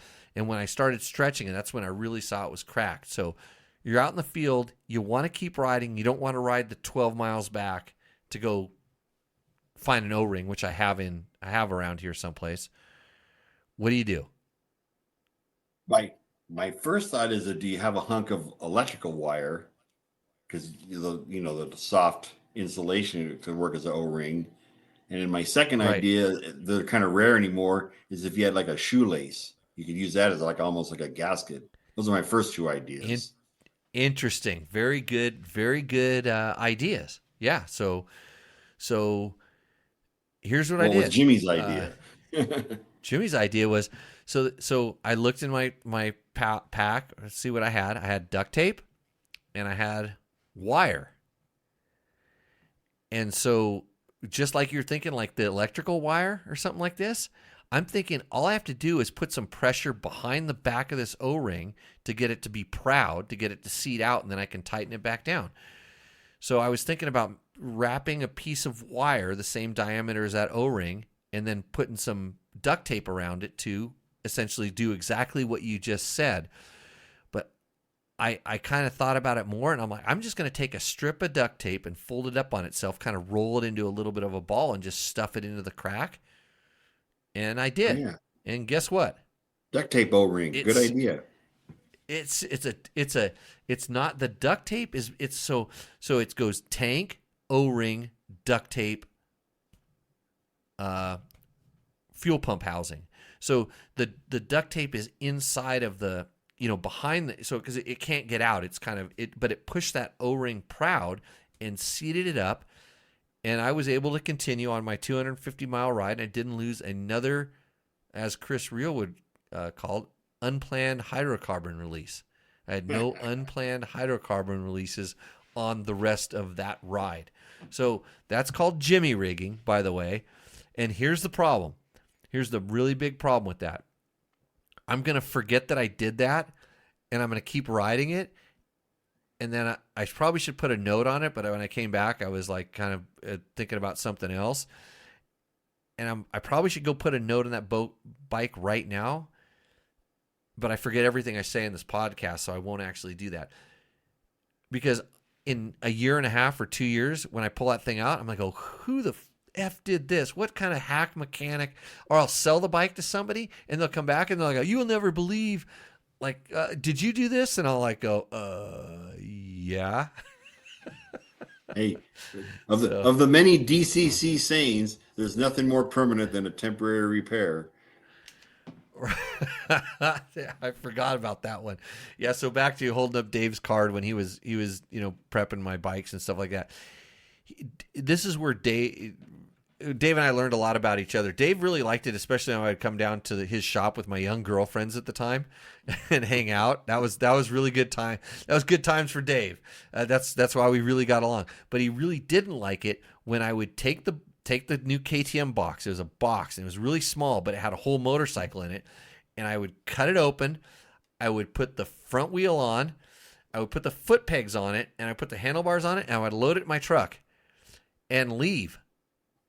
And if Dave got a box like that, Dave would open the box and take the entire bike apart, entire motor part, and spread it out on the floor and reassemble it like a proper factory mechanic.